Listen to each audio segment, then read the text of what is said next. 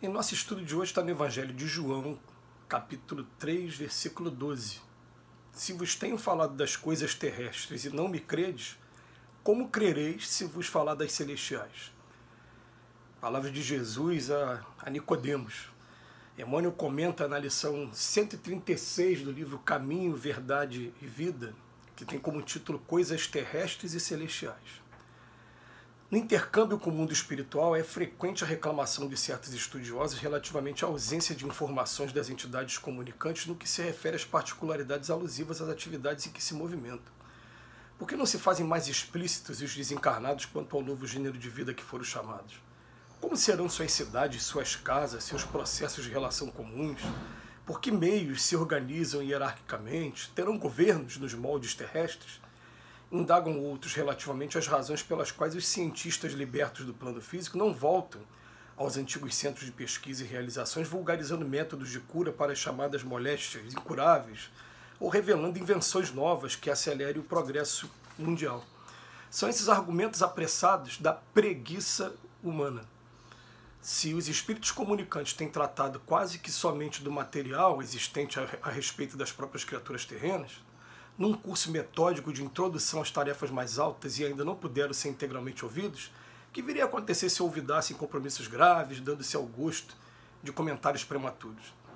É necessário compreender ao homem que Deus concede os auxílios, entretanto cada espírito é obrigado a talhar a própria glória.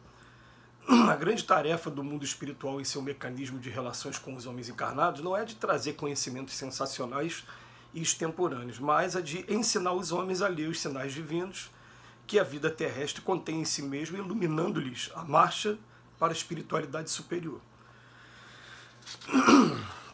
Muito profundo, mais uma vez, e é muito pouco tempo para falar sobre esse tema.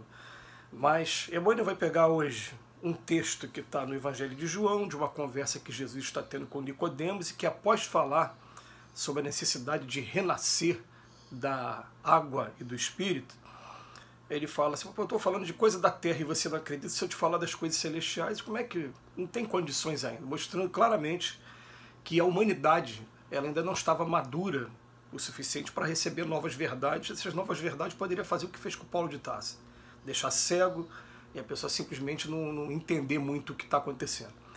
Mas Emmanuel vem pegar uma parte mais prática, falar assim, que hoje a gente está tendo um intercâmbio com o mundo espiritual muito maior do que em outras épocas.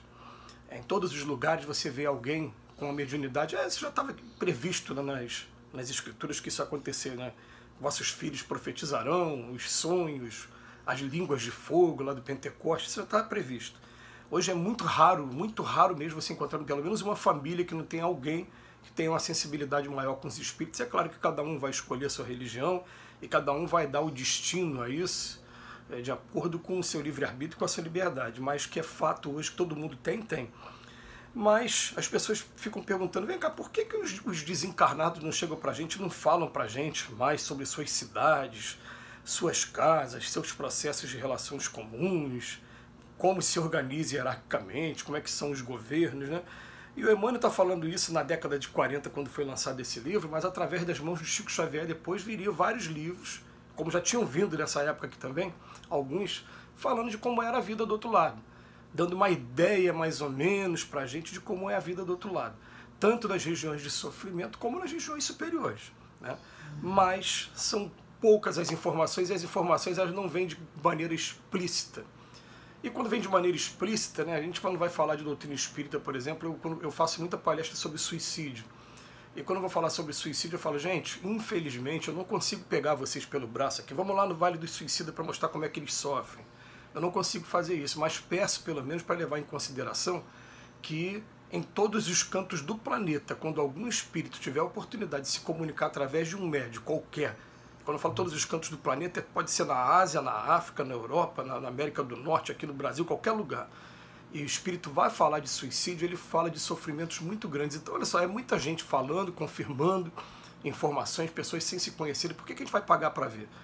Né? Mas mesmo assim, as pessoas, não, isso é devaneio, as pessoas só quando tem prova material mesmo, e até mesmo às vezes quando tem prova material também não aceita, porque vai tudo de acordo com a convicção da pessoa, né?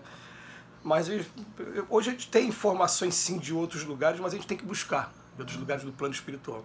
E depois ele faz a pergunta, vem cá, e os cientistas que estiveram aqui, por que eles não saem, não voltam aqui, dizem pra gente, traz logo coisas novas para poder impulsionar a nossa evolução? Olha, isso também não acontece de maneira ostensiva, né? Mas vamos levar em consideração que se eu sou um grande cientista e eu desencarno agora, é natural que eu vá procurar aqui na Terra quem seja também um grande cientista que vai poder assimilar minhas ideias. E assimilando as minhas ideias, vai ter um intercâmbio ali que vai facilitar, vai fazer um trabalho conjunto. Então, a pessoa que está do outro lado vai me intuindo, eu vou trabalhando aqui. Depois, quando eu desencarnar, inverte os papéis. Aí ele que vem para cá e vai um intuindo o outro.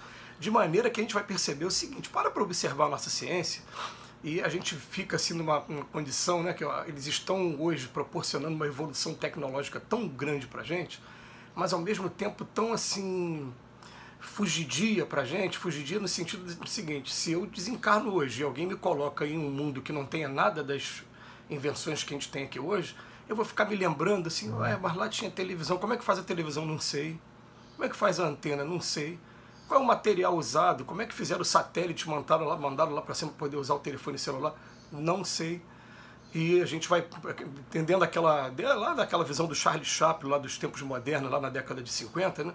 Cada um produz uma pecinha, mas alguém tem alguma mente que vai juntar todas essas pecinhas e vai fazer o seu telefone celular, vai fazer o teu satélite, vai fazer assim, mas a gente não sabe. Então, de certa maneira, olha, as informações sobre a vida espiritual já acontecem através dos livros para quem quiser buscar. E os cientistas do plano espiritual, eles vêm sim procurar, mas não vão procurar qualquer pessoa. Eles procuram aqueles que têm afinidade, que vão assimilar os conceitos e que vão colocar na prática os seus conceitos. E a evolução tecnológica que nós tivemos nos últimos anos, ela foi absurda, absurda mesmo, se você parar para ver em relação à história da humanidade. É por isso que quando a gente pega ali o livro do Evangelho segundo o Espiritismo, né, quando diz lá no último texto do capítulo 3, entramos em um momento de mudança do nosso planeta vai estar regenerando. Aí você vê daquele período para cá o que aconteceu de evolução tecnológica e por que não aconteceu antes. Por que da vida de Cristo até o século XVIII nada tinha acontecido? Era a Idade Média que não deixava, o pessoal colocava na fogueira quem trouxesse ideia diferente, enfim. Mas do século XIX para cá, o que aconteceu? A evolução absurda da medicina, a evolução absurda da ciência, por quê? Se deu liberdade ao homem de fazer alguma coisa, né? Mas o que a gente vem trazer aqui como informação é que muita gente fica falando, eu só vou acreditar se acontecer dessa maneira. E, gente, infelizmente não tem como acontecer dessa maneira. A pessoa não vai tirar a gente, né? Eu vou até dizer assim, até tira aqueles que estão de boa vontade, que já fazem por merecer. Tiram a gente aqui do corpo e levam a gente no plano espiritual para conhecer algumas coisas. Até acontece, mas acontece somente com aqueles que já estão preparados para isso, que não estão mais com nenhum preconceito com relação a isso, e faz igual Jesus fez com Paulo de Tarso. Paulo de Tarso diz que ele foi até o terceiro céu, né? Mas são os argumentos apressados da preguiça humana.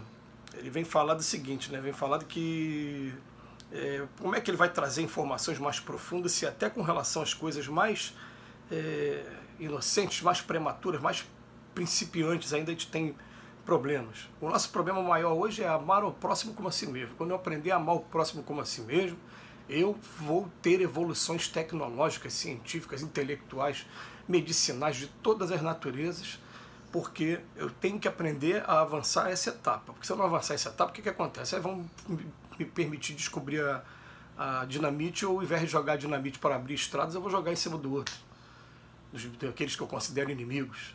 Aí eu vou pegar a internet com essa facilidade maravilhosa, as informações que a gente tem hoje, vou começar a usar só para coisas que vão para denegrir o ser humano, para poder atrapalhar o ser humano.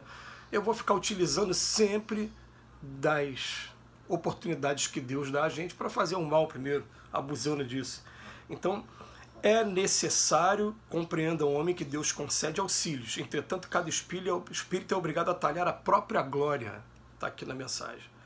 A tarefa do mundo espiritual, em seu mecanismo de relações com os homens, não é de trazer conhecimentos sensacionais, não, mas ensinar a gente a caminhar com os nossos próprios pés e a ler os sinais divinos que a vida tem para a gente. Que Jesus nos abençoe hoje e sempre.